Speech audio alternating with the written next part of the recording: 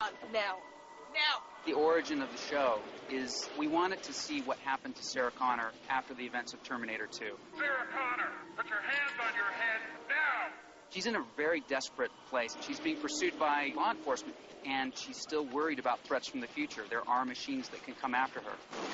Thinking that they were able to stop Skynet in Terminator 2, they realized that they didn't, and it continued. Run!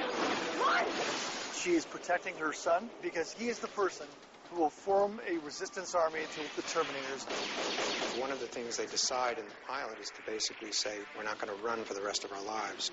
We're going to go and find out, how did Skynet come about? And so they come to our time, and they now are on a mission to stop Skynet. The challenge is, how do we give the audience the feature quality roller coaster ride that Jim Cameron provided? What was important was to live up to what Jim Cameron had created. In other words, what was established in these huge blockbuster films, we have to replicate. Now, of course, in a television situation, you don't have the time, you don't have the money to create huge action and scope. And the one thing it takes is the meeting of the minds. It's the writers, it's our production designers, it's the effects, it's the action. And of course, what's also very important with Terminator is you have to live up to this history of the story that's been told. If we don't keep up the level of work that's expected with the Terminator stories, what's at stake is that we'll lose our fan base. These fans are going to have their fangs and their claws out if it's not good. If it's not believable, people are going to be turning channels real quick.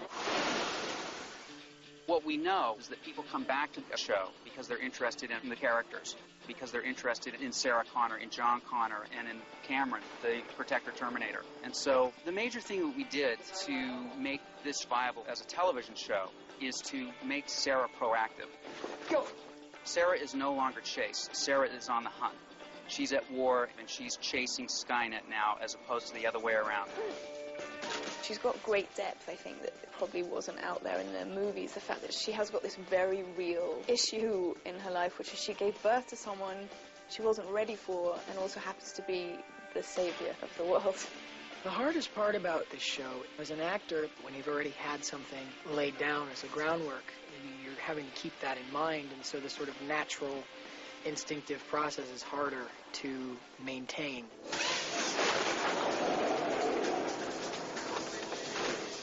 Come with me if you want to live. It was important to establish a sense of surprise with respect to who's going to protect John and Sarah Connor. So who's the least likely to do that?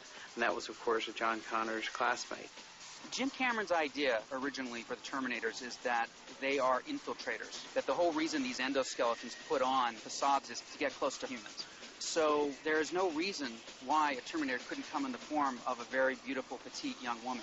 I think my favorite thing about playing Cameron is the fact that she's the most advanced Terminator so far, one who is extremely human in her characteristics and is better than ever before.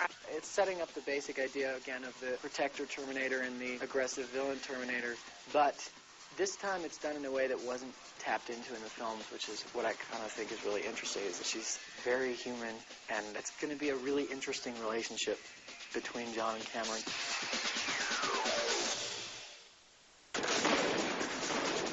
Stunts are crucial to what we're doing. Joel Kramer, the stunt coordinator, was someone that had done the Terminator films and coordinated Terminator 2, and this was a guy that I knew that he knew what good was. The Terminator film's the blueprint for what we're doing.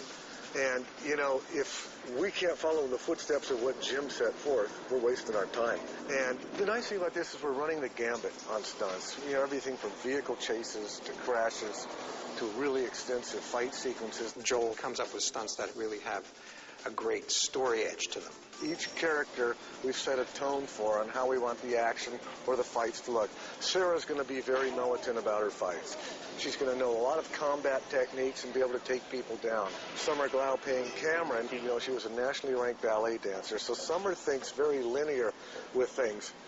When I'm training with Summer, whether it's a fight or a stunt, I walk her through the paces, and she picks it like a dance. I can show Summer something once, and she's got it. In a television situation, you're going to have wonderful action as long as you've planned it out. There was the fight that took place in Sarah Connor's house between the two Terminators.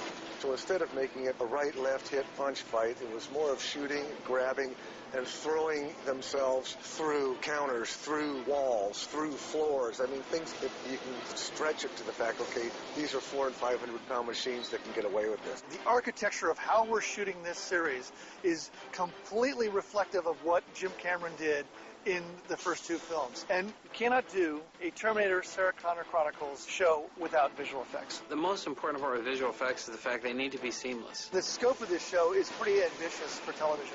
We have these amazing scripts that are written like features with a tremendous amount of visual effects and a tremendous amount of scope.